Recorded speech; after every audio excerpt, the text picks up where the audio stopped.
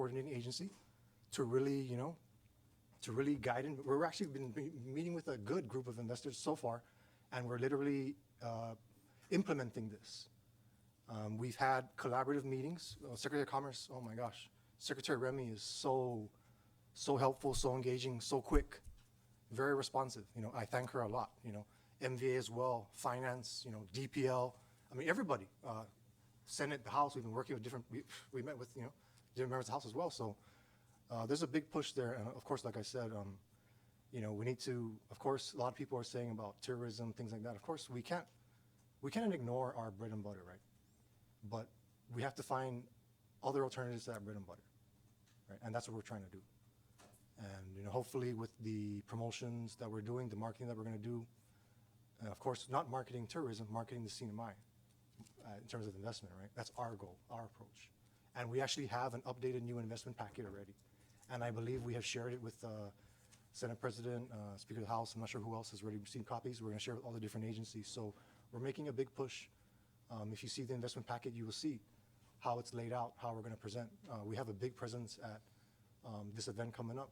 We're really going to be aggressive in promoting the CNMI, trying to create jobs, bringing investment in, and making sure we communicate these things to all the potential investors out there, because there are advantages that we can take, that we can leverage, right? So it's good because we're currently practicing this exercise with the different investors we're meeting with, and then we're going to totally go hardcore in the States. So sorry if that's a long-winded answer, but yeah. Thank you, Director Sasposto, and thank you for your agency and your efforts. We truly appreciate that. Secretary Mofnes, did you want to chime in on? Do you want me to repeat the question, or?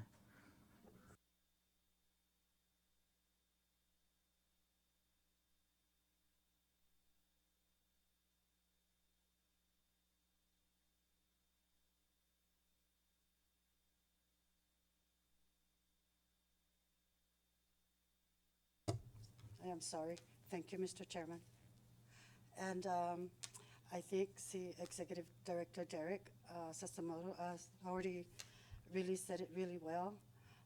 First, of course, is the CUC. We know that the businesses are struggling, and one of their biggest challenge is the power bill. So if there's a way to help them, it's also helping us. And as well as we are, like he said, we're working collaboratively, and I'm joining him on this trip. We are promoting we've worked on a new investment package that we're bringing it with us to really promote and make it easier for, the package is more friendly, I guess. And like he said, raising taxes, it only trickles down to us. So every time they raise something, we're the only ones that pay for it. We could use that money into returning it back to the businesses, but anyway, I forgot everything else. I think. Thank you. Thank you, Secretary Mofnes, and I applaud you guys' efforts. I think, again, one of the things that's kind of lacking is, you're right, we do have unique tax opportunities here, but a lot of the mainland United States just don't know who we are or that we even exist, right? So going out there doing these kinds of outreach it's crucial to try and capture even a percentage of that market. So I thank you guys for your efforts in that department. So my second question is, how has the current economic environment, particularly the reduced private sector revenue and recent business closures, affected your ability to implement or administer federally funded economic development programs? Well, for CETA's side, the only federally funded program we currently have is the State Small Business Credit Initiative 2.0. Of course, that's not a federal grant, it's just a federal transfer. So there's certain different rules kind of behind it in terms of audit, things like that, but that's our only federal program. And as we know, it's bank driven, right? So we work with the different banks who are participating. And so that program, especially now, we know with the economic environment currently, the data that we see from Commerce, it seems like the banks are kind of hesitant to loan. So with this program, right, and with the banks hesitant to loan, and of course entrepreneurs needing capital, that causes a problem, right? So the SSBCI 2.0 program is kind of there it's not kind of there, it's there to bridge that gap. it provides certain, there's sub-programs within the overall program that allows the banks to be able to lend out easier. For example, like loan guarantees, loan participation, collateral support programs, things like that. So we have a pool of about, we had a pool of about a little over 18 million. We've already issued out over $1 million in loans under that program. So it's been going. But in terms of, it's not, right now, I guess the impacts of the current state of the economy is that consumer confidence in terms of perhaps pursuing entrepreneurship and opening up business and going and finding leverage is probably, people are probably hesitating on that, right? Because they're probably like you said, lack of consumer confidence. Maybe they're not sure about opportunity and things like that, how they're going to pay back loans. But, we hope that, we can provide some support and perhaps maybe even start implementing some like financial literacy programs to kind of like let people understand and learn and get educated on the advantages of strategic financing and ways to manage that in order to take advantage of it. Any type of development, you need capital, right? And you always got to go out and get financing. So, that's a big thing. But the way the economy is right now, yes, it can impact that program because people are not willing to go out and pursue loans, right? Or the banks might not be willing to lend even with those advantages of the program, right? So that's the only risk that I see currently for that program. But again, that's the only federal funded program that we do have. So since we are on the topic of the SSBCI, could I ask a few more specific questions about the program? Yes, for sure.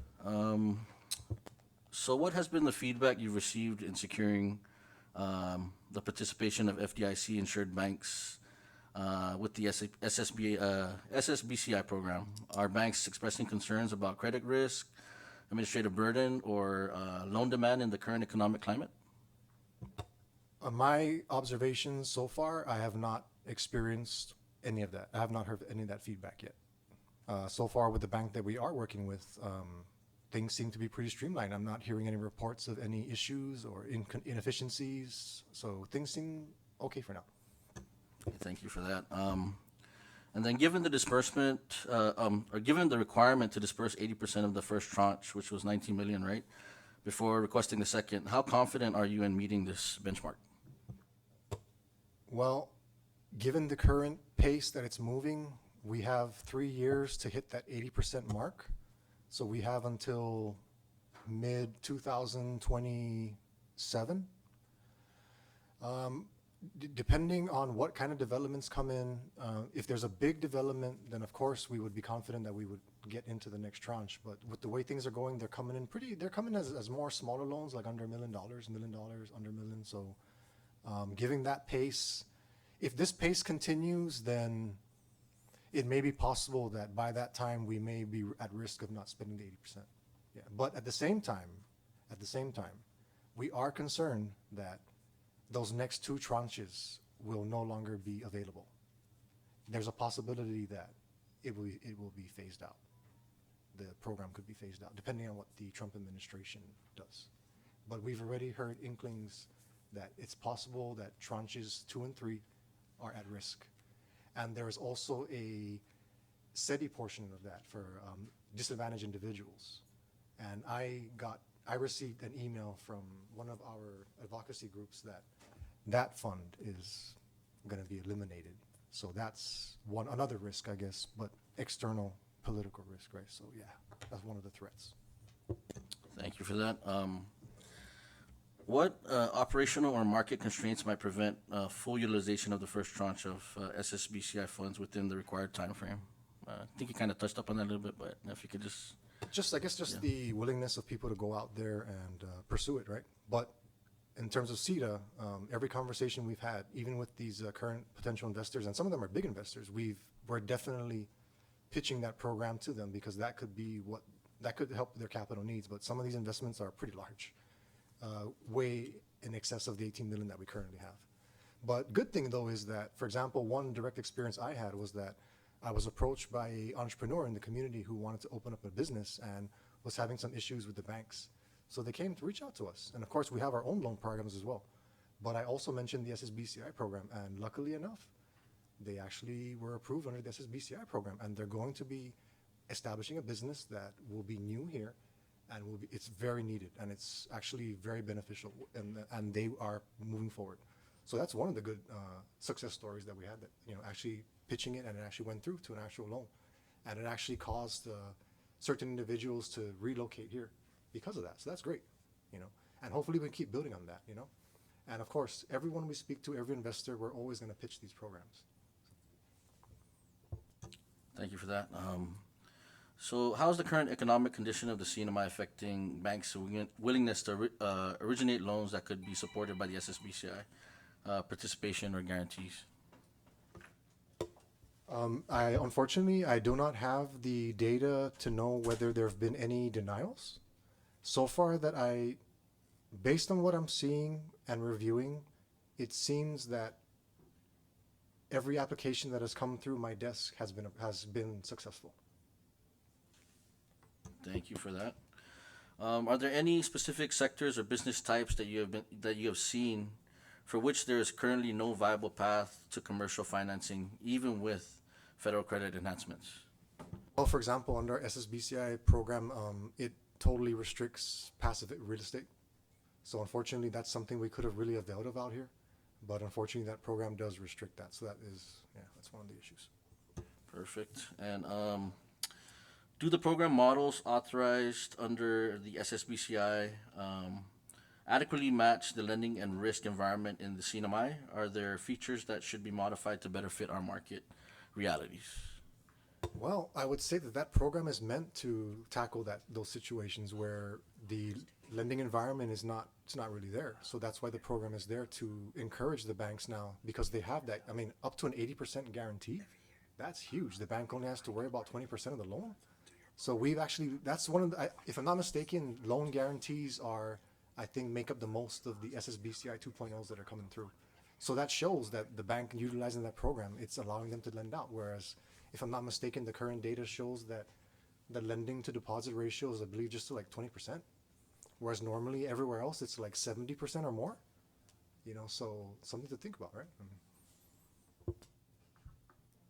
And then, what if any, federal regulatory requirements have limitations on the implementation of the program? Any? So far that I'm seeing, because this program is not subject to 2 CFR 200 in all respects, only for certain things like cost principles and indirect costs and things like that, reimbursement. But given that it's not subject to the full-blown audit, I think there's not as much risk in terms of that, I guess I would say. Okay, thank you for that. I'm gonna reel it back a little bit and get back into just general questions. What improvements to interagency coordination or federal-local communication could help streamline the delivery and impact of federal grants and economic programs in the CNMI?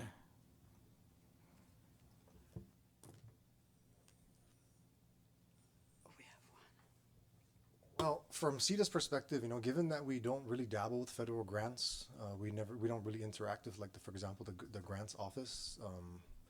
I cannot really speak in terms of direct experience, but of course, any pursuit of federal funding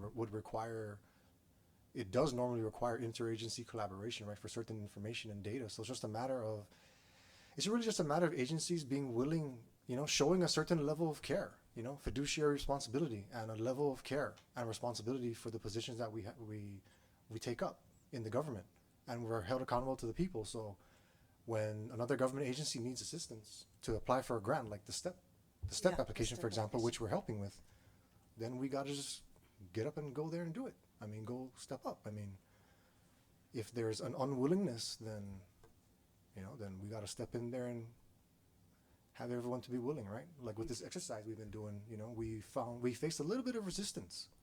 But through communication and constant collaboration and just constant pushing, we were able to get through it. You know, but it can happen, but, you know, it's our responsibility.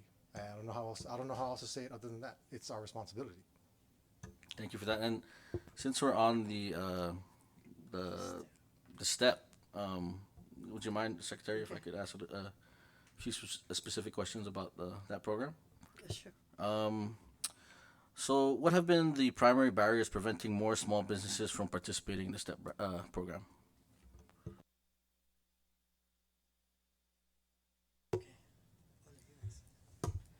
Good afternoon, Mr. Chair and fellow representatives. My name is Kiyoshi Cody. I'm with the Economic Development Division of the Department of Commerce. I've had the pleasure of being able to manage the State Trade Expansion Program under USSBA since my inception with Commerce. And it's come to my observation that there's about 3 barriers I would pinpoint to why we're not at a level we would say with small business exporting that we would love to be.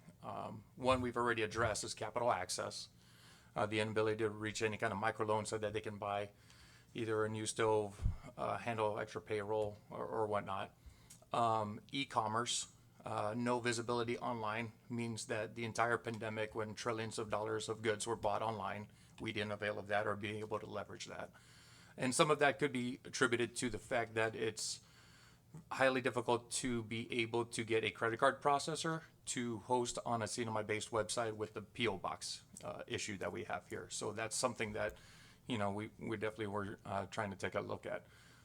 The third, of course, is scalability, which, if we had to point to the 3 legs, of course, capital access, I would say, would be the biggest domino that we need to topple over first.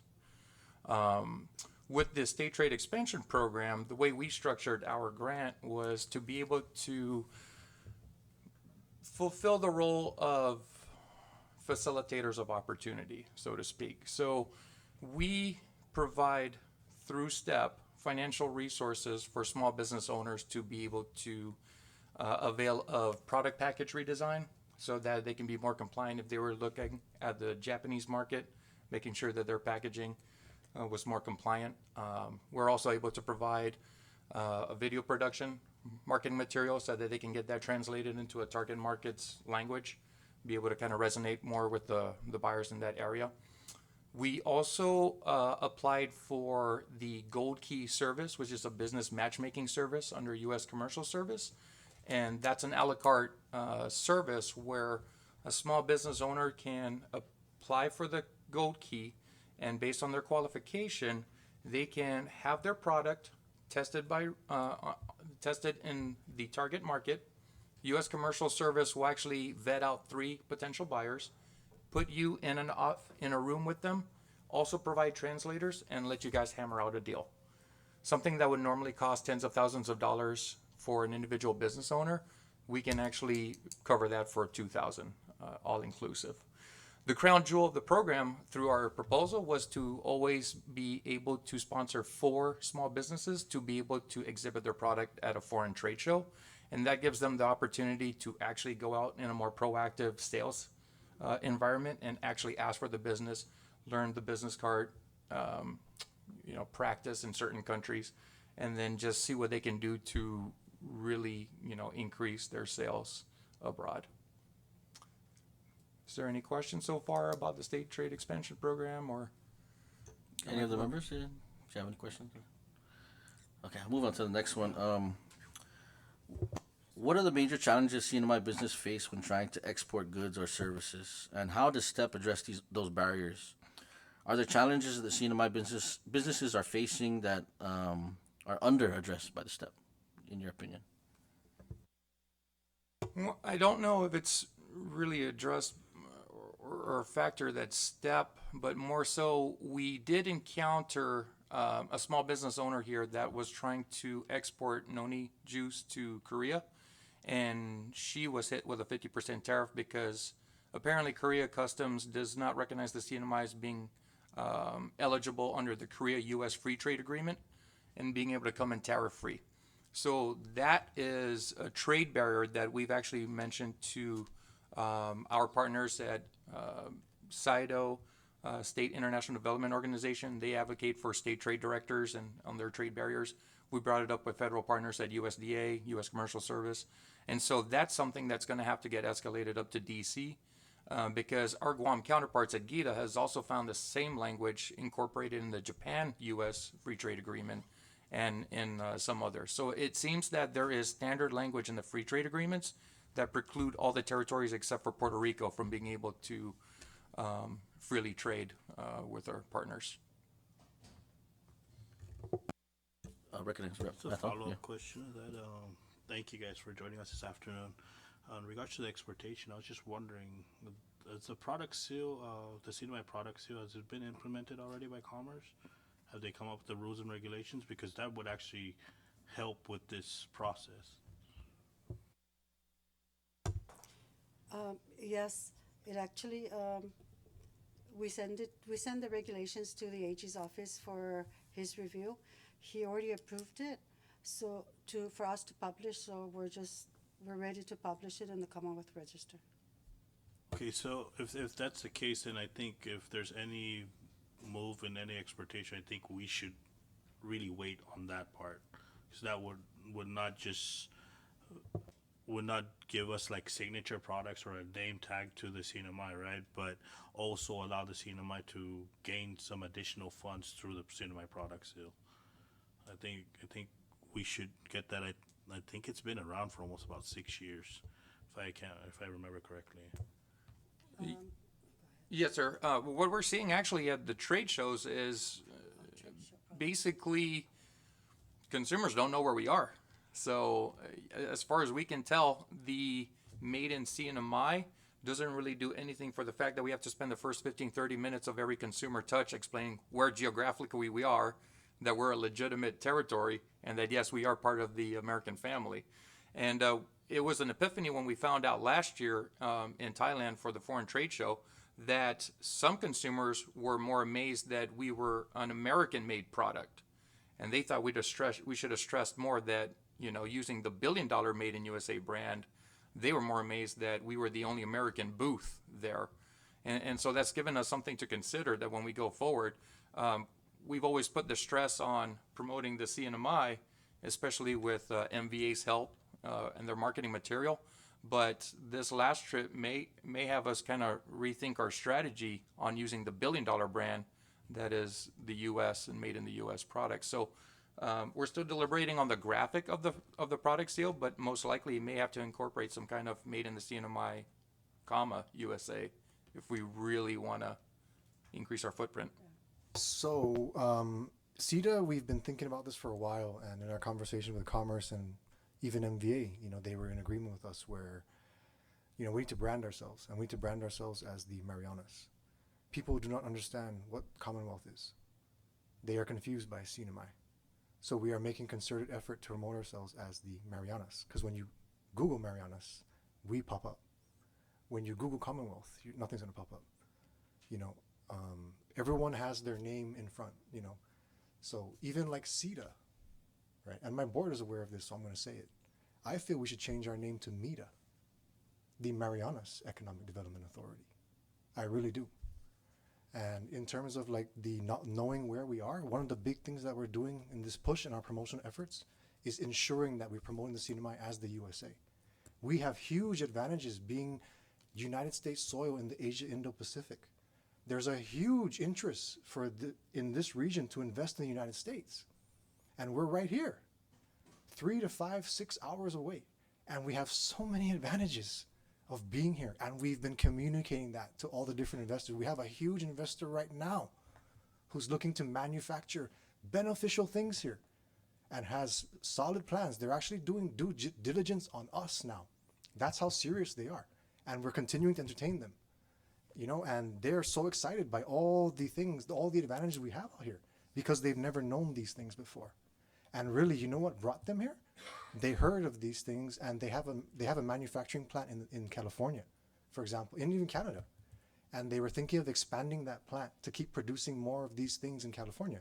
But no, they are now convinced that they're going to scrap the expansion in California, or they're representing to us that they're now going to kind of put that California expansion on hold and instead do it here, because there's way more advantages here, and I can easily speak to that versus California, you know, especially with our made in the USA label advantages, all of our tariff and trade advantages. And one of the big things that we're doing now in this effort is making sure people know who we are and where we are.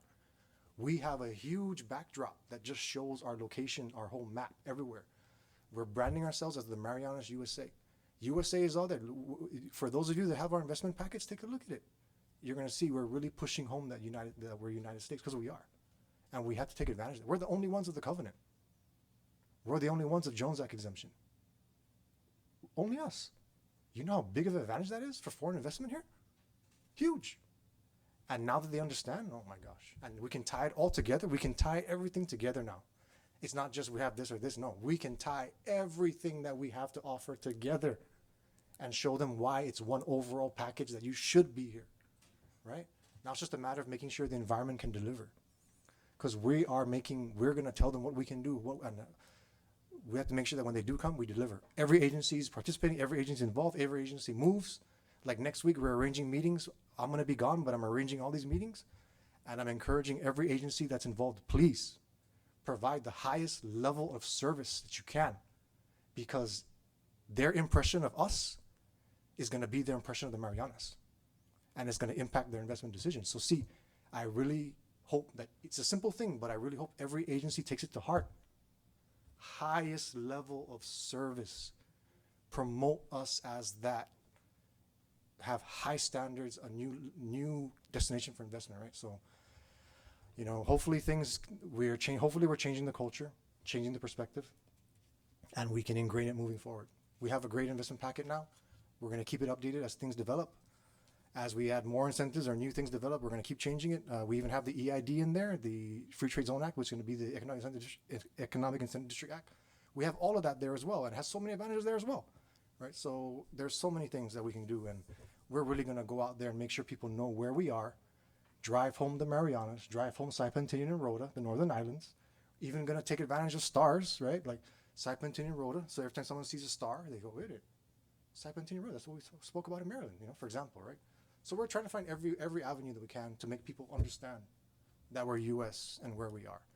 And the fact that we have that advantage of those made in the USA labels out here, or even like assembled in the USA, just doing things out here, that's huge. And even if they cannot hit the head note 3A4 thresholds of like 70%, 50% of foreign material, for example, they can still use the made in the USA, assembled in the USA with, for example, foreign material. But you still have that assembled, manufactured, grown, made in the USA. Amongst all the other tax incentives, our rebate system, all the trade advantages we have, ports are duty-free of federal customs duties. I mean, we control our own customs territory. I mean, there's so many things, so many things. So we're really excited to go, and you know, we're gonna put this to action come this Sunday. Do you want to chime in? Yes, thank you, Mr. Chairman. Actually, I was just going to say that we just need to promote ourselves. Like what he said, we have this big booth, and it's like, so this time we're so excited. We're going to go out there, and we are going to promote the Marianas, because of course, every time you say I'm from Saipan, they don't know what that is. But every time we go anywhere, any trip, we just have to promote. I think I love the Marianas. So it's like, just like made in the Marianas, USA. Yes. So anyway, I would like to just say that we just need to work hard in promoting the Marianas. And yes, we've been working with CETA for 3 weeks, I think, for this trip and the investment packages. And we are also excited we've worked hard to promoting. And I guess that's it. Thank you. Well, if I may, Madam Secretary, Yeah, since it's rare when I'm actually able to get partners like this here together, it's always been an idea when we go to the trade shows under STEP to have this be more of a threefold approach.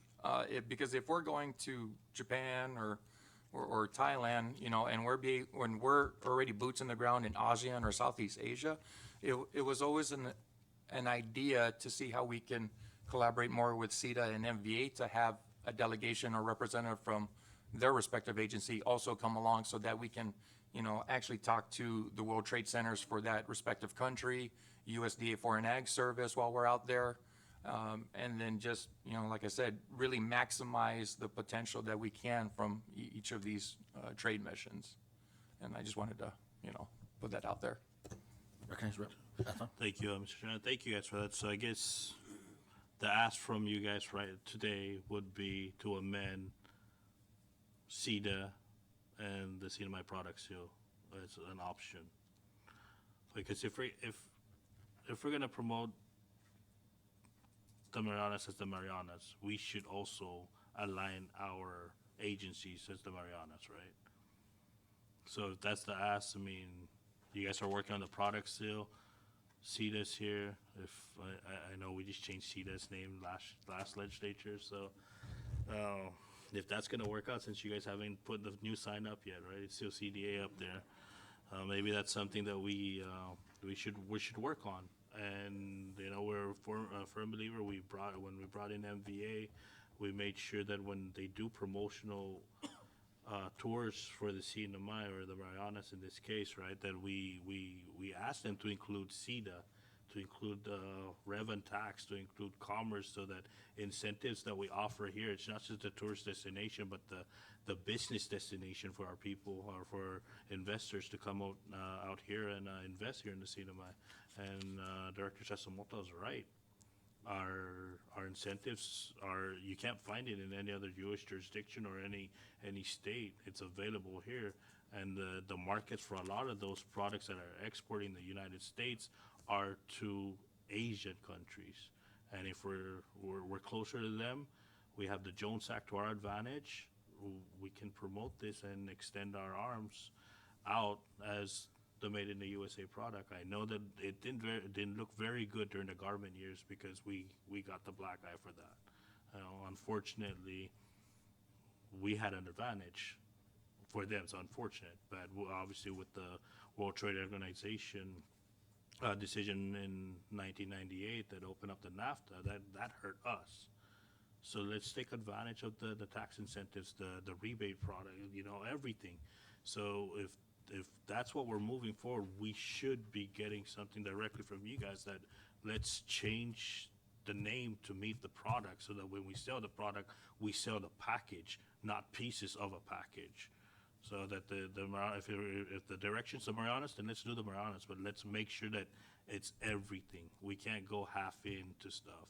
So if this is the case, I think this is the ask. Let's work on the legislation and changing CETA's name to META, changing the CNMI product seal to the Marianas product seal, so that every other product here on out, when those regulations are implemented, every product, I Love Saipan product, has to have those seals before they exit the CNMI. So I'd just like to share that, and I look forward to working with you guys so we can amend these statutes so it'll meet before you guys come up with the final product seal, right? We can at least amend it just to remove the CNMI product seal. You can call it the Marianas product seal. Call it an amendment. At least the regulations are set, and you guys can move on with the product. And with CETA, we'll work with you guys. And as much as I know it was a crazy thing on CDA to CETA, but Marianas Economic Development Authority, let's do it and move forward. At least it's one full package. Well, thank you, Mr. Chairman. Thank you, Repato. Anyone else want to chime in? But I agree with that effort. Oh, go ahead. Vice Chair, recognize? So thank you again for coming in, CETA and Commerce. In 2024, you guys published your citizen-centric report, and there are 4 challenges. I believe I'm reading some of the 4 challenges here, and one of them was probably addressing promoting the CNMI. Can you explain or discuss a little bit on, what are have you done any, have you addressed these issues, the challenges, or have been addressed or resolved, or? Well, in terms of promotion, of course, I can't remember exactly what that says there, but in terms of promotion, in terms of challenges there, I think we've been addressing that. Okay. I believe that our collaboration has been great. We've been getting a lot of feedback. For example, like the investment packet, for example, every piece of data there that you see on the packet was vetted with all the agencies that own that data. So we relied on the masters of that data, the keepers of the data, to ensure that they gave us exactly what we needed to make sure that we're completely accurate and on the same page. So I think we've been taking a good step in terms of that already through that collaboration. Thank you for that. So one of the challenges is mentioned here is the difficulty in obtaining information and data from other agencies. So I believe some of those agencies you've been working with currently, right? So yes, thank you, Representative. So yes, we did face some challenges regarding that in terms of getting the information that we needed, even getting it timely. But of course, we just worked through it, and we reached out for some support to other parties, and through those channels, we were able to get what we needed pretty quick. So we do have, I guess, the support of, other agencies, and of course, even members of the legislature to help us out in that regard. And it's great, because that's what we're supposed to do. We're supposed to be collaborating, right? So the fact, for me, being the executive director of CETA, knowing that I can reach out to my counterparts in the government, as well as like our leaders in the legislature, for support, this is awesome. This is great. And we can even leverage this as one of the advantages we have to investors, is that we have this close working relationship. We can easily collaborate. So the fact that we're here and you're asking these questions and we have your support, that pretty much addresses it all right there. I mean, we have it. We can easily reach out to any representative here, and I know you will all be so helpful. I know it. So, and imagine investors knowing that their point of contact for all investment here in CETA has partnership with all the leaders. That's awesome. So this next question is to Commerce. As far as gathering data, who's responsible when, for example, in Rhoda, we have a lot of agricultural products that we export out, like the sweet potato, pineapple, watermelons. So I've been requesting, from DLNR, Rhoda, Commerce, data on how many pounds or, been shipped out of Rhoda for export. I don't have that information to date, and I believe that a lot of these businesses, it's unfortunate, are probably under reporting, to their tax on those exported products. Is Commerce also customs? I think I've heard that also Commerce will come in as, I guess, one of your divisions is a scale and measure, something like that. The scale and measure, is it responsible for gathering those datas? The exporting, yeah. Yes, we regulate the scales, but that's just use the scale, doesn't mean that. So Commerce is not responsible or partly responsible for gathering information as how many products has been exported out of Rhoda at least, or not Commerce? Could be customs or. I know customs because it's, they have to pay for the excess tax. Okay, all right. That's all. Thanks. Thank you, Vice Chair. Anyone else?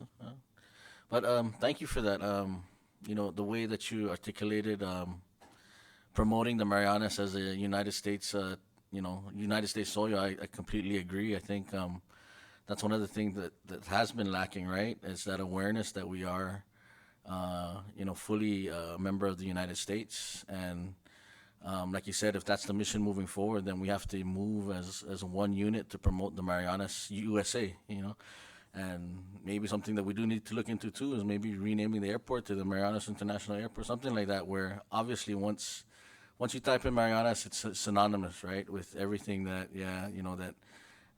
links to us. So maybe that's something that we can look into.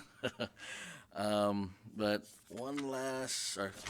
just two last questions.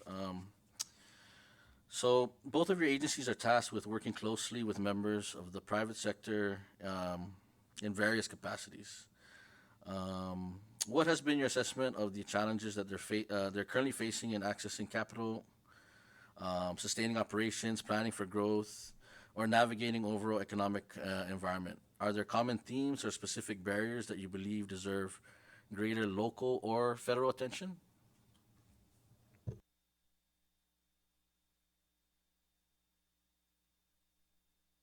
Well, like we were saying earlier, I mean, with the, unfortunate closure of some businesses and the banks, having a very low loan to deposit ratio, that, I guess that definitely is one of the challenges. I mean, and if the businesses can't access capital, then, if they're not having consistent cash flow and they cannot maintain operations, that's going to be a big challenge. I mean, they cannot grow in that way. They cannot expand. So, you know, that's why we're there with our loan programs as well as SSBCI. But then again, does the entrepreneur have the confidence to pursue, right? So that's another issue. So at CETA, we have been debating, you know, about how we can go out and try to create more entrepreneurship, whether it be through training programs or just holding some workshops, things like that. But we really feel that the entrepreneurial spirit here is not, it's not really there. And we're thinking because of like what was identified is because perhaps it's because of the issues that we're dealing with now, right?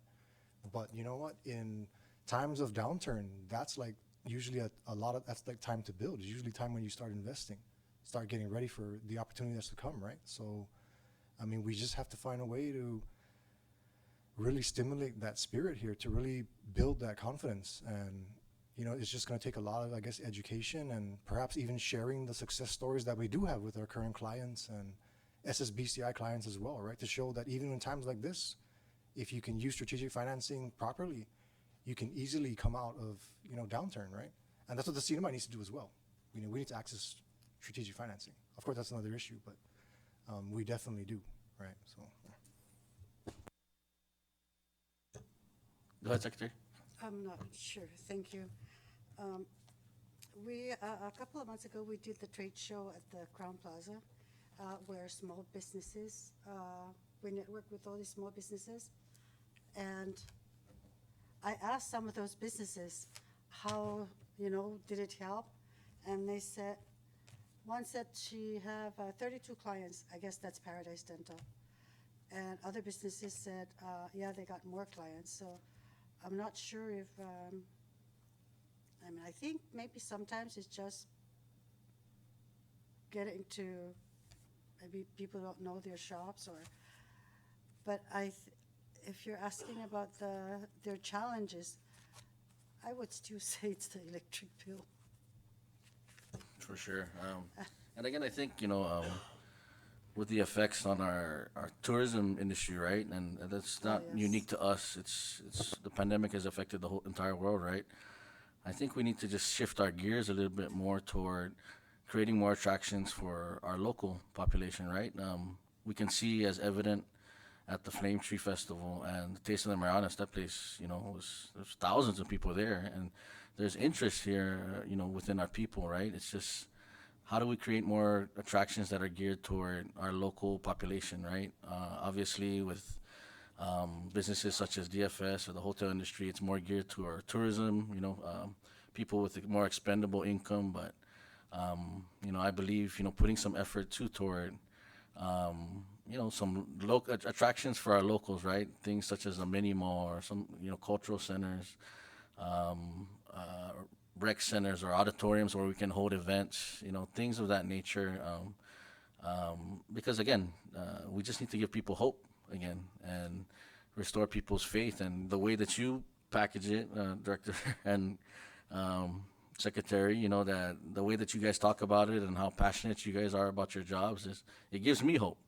And I think that's the message that we need to relay back to our community, that not all hope is lost, even though things, like you said, things seem like they're down right now, but it's the opportune time for us to rebuild, make better, and make sure that we're ready for the influx when it does come. So I just wanted to thank you guys again for all your efforts, and you know, despite all the challenges, you know, you guys are still here with your head held high, and your staff here, and you know, you guys are trying everything that you can to uplift our business community. And again, like you mentioned, we're here as a resource for you guys to help move those objectives. You know, we sit here, but you know, we don't understand all the issues, and that's why we look to you guys as the experts to come to us and tell us how can we fix these things. You know, and like you mentioned, making sure that all of our government agencies are operating together. You know, and that's one of the things that I've been trying to hammer in is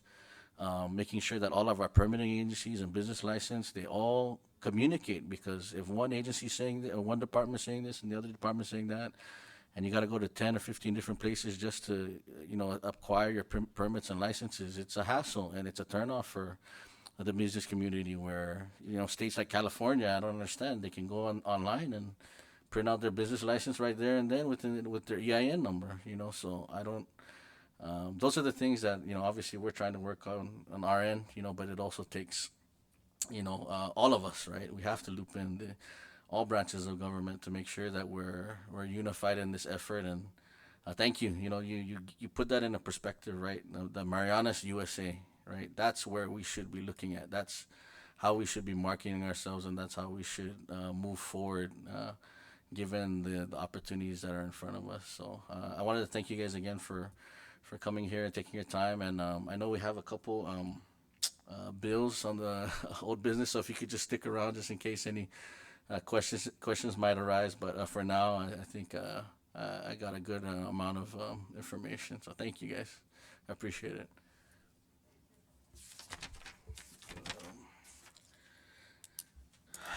All right, and if we could move on to old business.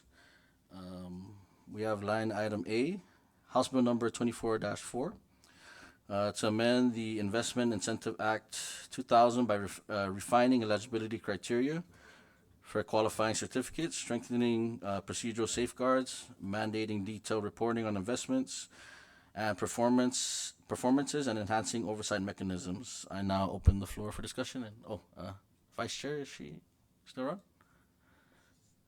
Okay.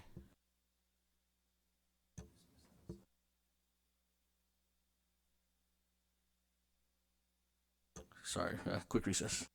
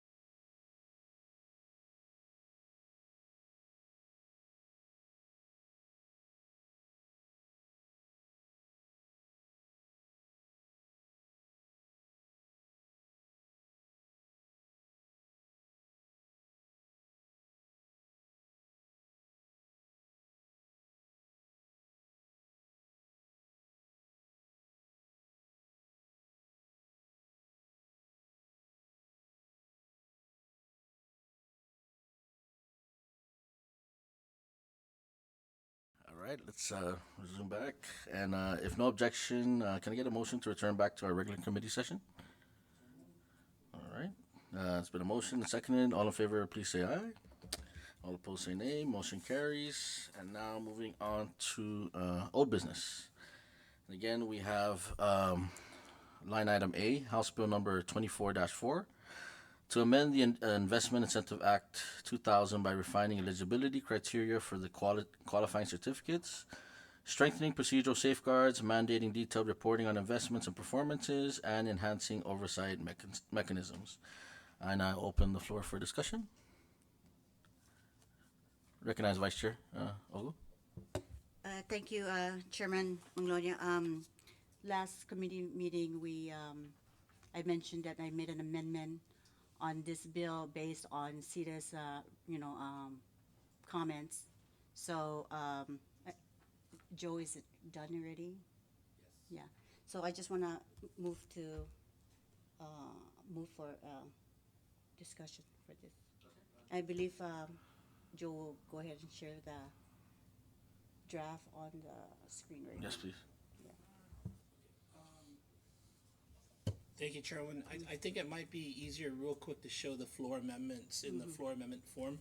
And then what I'll do is then I'll show the actual House draft one. Okay, so So if we I show ca- the floor amendment. Yeah, let me have a moment to pull that up. Yeah.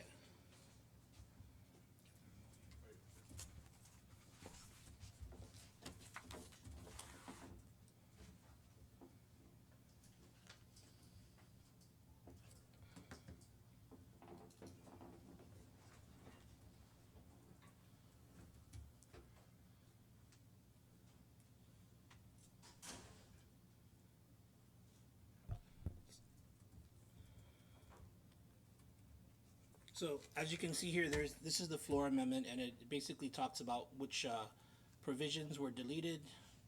It's my understanding that the stakeholders, particularly CETA, worked with Representative Ogo to work on these amendments. So this is the amendments.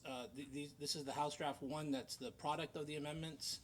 And if I go through it, you can see what was removed. This is in the original bill because it's got a single underline. And it's a little bit difficult to see what was different from the original bill versus this House Draft 1. But just keep in mind the single strike through and the single underline are the original provisions that were changed. And having shown you this real quick, I'll go back to the floor amendment. But here's some double underlines, double strike throughs. So there's a double strike through here on the number 8, and striking out the subsection B here.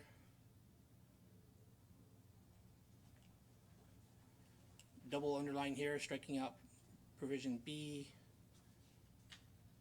I have the hard copy if anyone needs to look at it during the recess.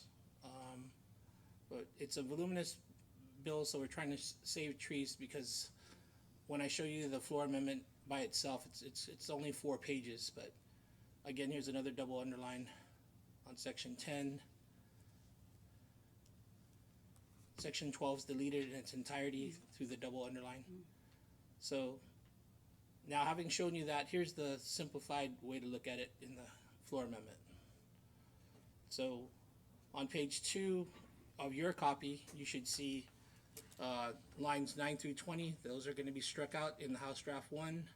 Page 11, you're going to see lines 4 through 5, deletion of the language conducted by a third party that has not been certified by CETA. Then on page 11 and 12, lines 15 through 20 and 1 through 2 on page 12, you're going to see the entire section B deleted and section C as well, or the letter C as well. On page 4, page 13 of your hard copies, you'll see lines 5 through 11 deleted by this House Draft 1. And then you'll see on page 15 and 16, lines 17 to 21. And on page 16, lines 1 through 6, the deletion of subsections B, 1, and 2, right there. On page 17 and 18, you're gonna see lines 9 through 21 deleted and 1 through 18. So actually, let me correct myself, section 12 in its entirety is deleted, so yeah, it's pretty much the same. So that's the floor amendment, and it's represented by the House Draft 1, which I just went through. That was pretty fast, so if you have any questions, the hard copy's right here. Well, so if you could just like give Chairman, us the can you, gist, yeah. Can you call for recess real quick? Oh, yeah, So recess. they can, you know, the members can take a look at the draft bill and the original bill on this one, please. Quick recess, thank you. Anyone want to see the hard copy?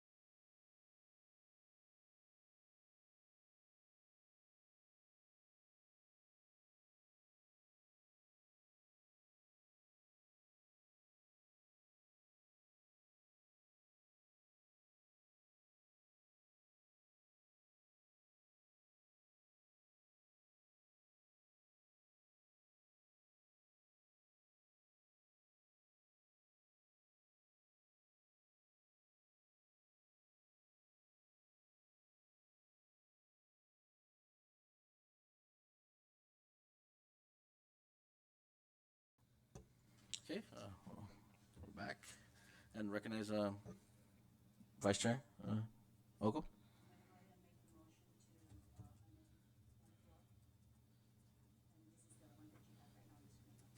So, I would like to make a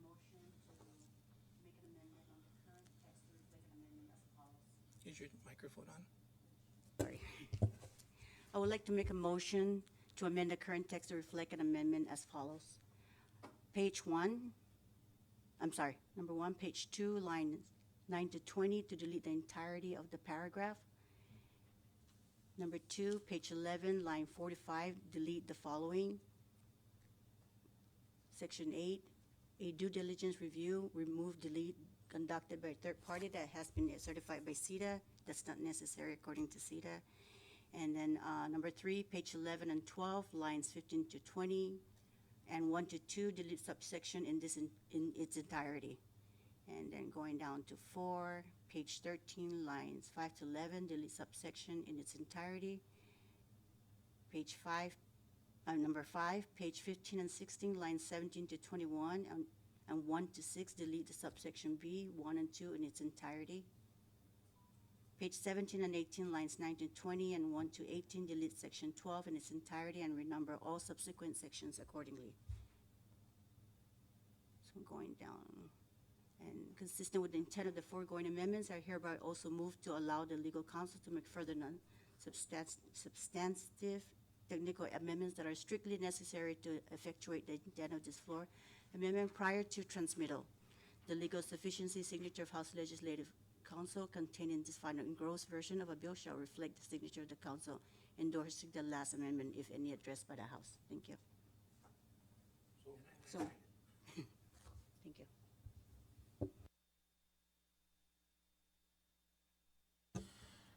So there has been a motion, it's been seconded.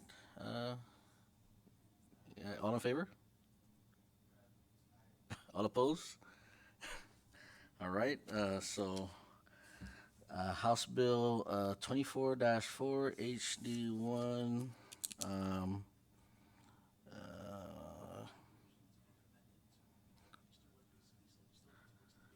Oh, we still have to go through the main motion. Okay.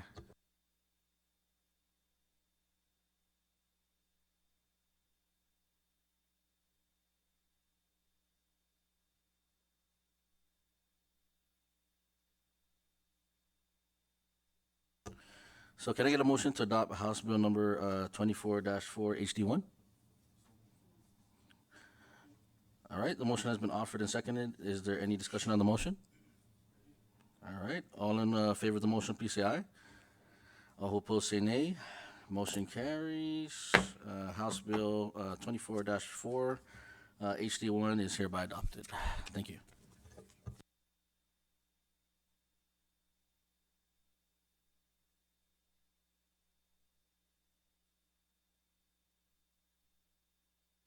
Okay, the next item under old business is line item B. House Bill number 24-13 to amend the fee structure for the Office of the Registrar of Corporation under the Department of Commerce and to remove daily penalties. I now open the floor for discussion. Anyone? And then, sorry, 1 second.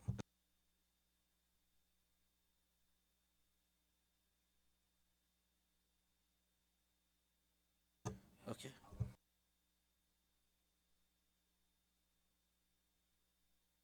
Quick recess, thank you.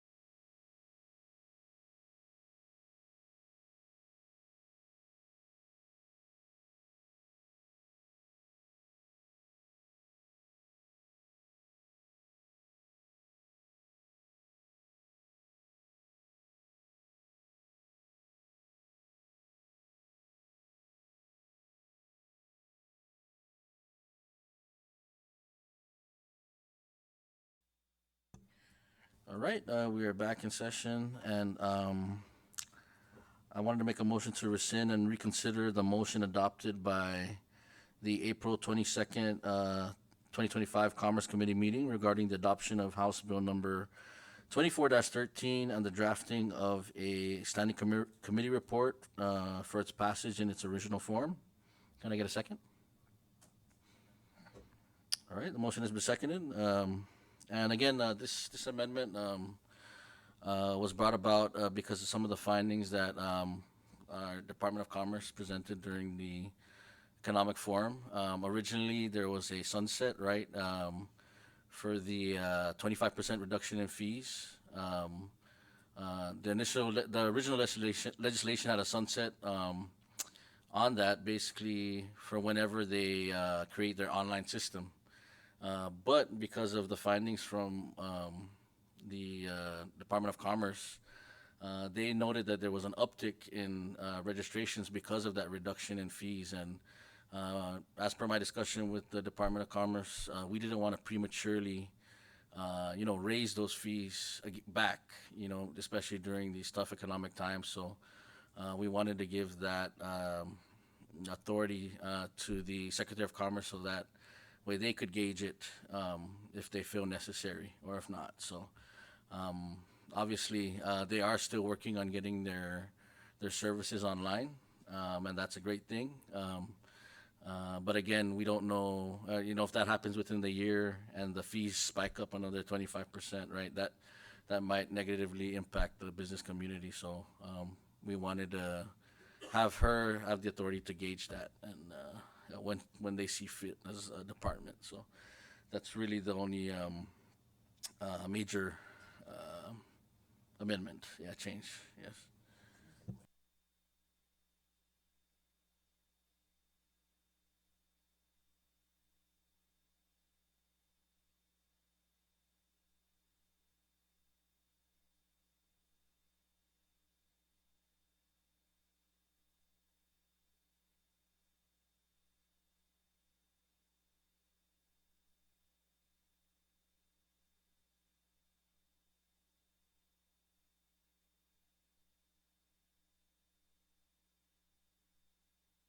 So all in favor, please say aye. All opposed, say nay. The ayes have it, and the motion to rescind and reconsider is duly adopted. All right, so I kind of gave the gist earlier, prematurely, sorry about that. But I move to adopt House Bill number 24-13 in the form of House Draft 1, and to have the LA prepare a standing committee report for its passage in the form of House Bill 24-13, House Draft 1. Can I get a second? Motion has been made and seconded. Any discussion? Ready? All in favor, please say aye. All opposed, say nay. And the ayes have it, and the motion is duly adopted. Thank you. Moving on, we have the next item under old business is line item C. Senate Bill number 24-15 SD1 to amend 4 CMC subsection 4266 to add a filing number to the incorporation of filings and to amend 4 CMC subsection 4269 to create an internet portal for public search of corporate existence by filing number and for other purposes. I now open the floor for discussion. I know one of the concerns brought up by our floor leader at the last committee meeting was just ensuring that this online service that Commerce is currently procuring would be able to incorporate any, obviously any changes that this legislation might bring about, and any changes moving forward in our legislation. And I know, as per my conversation with the Department of Commerce, they are procuring the software that will be flexible, right, and be able to, adapt to any changes or any legislation or any law that might come about. So I think that was the only major concern at our last committee meeting. But other than that, I'm ready to move forward if everybody else is okay with that.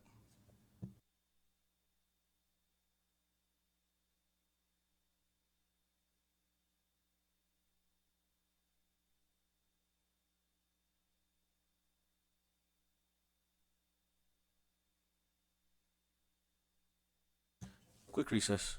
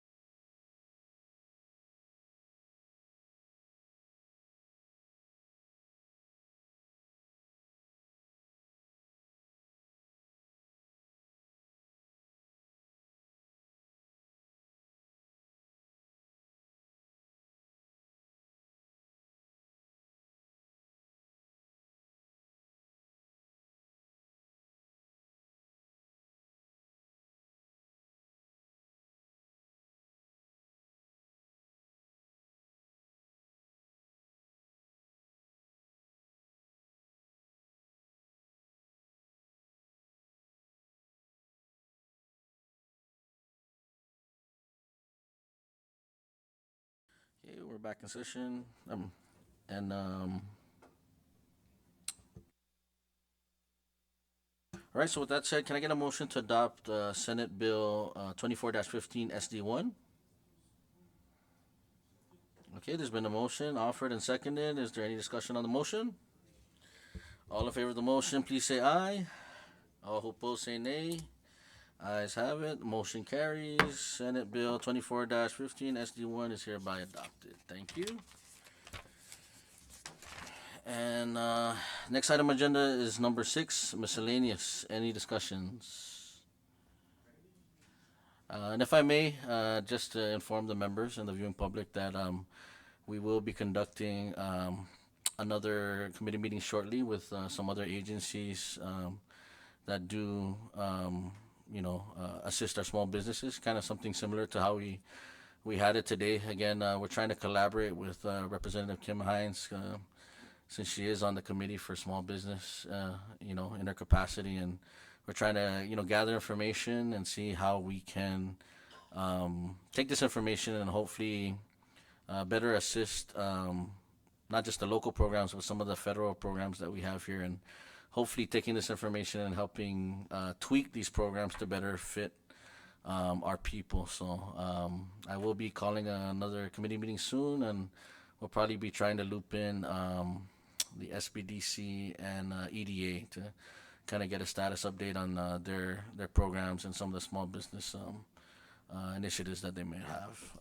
So that's just for your personal awareness. And then, all right.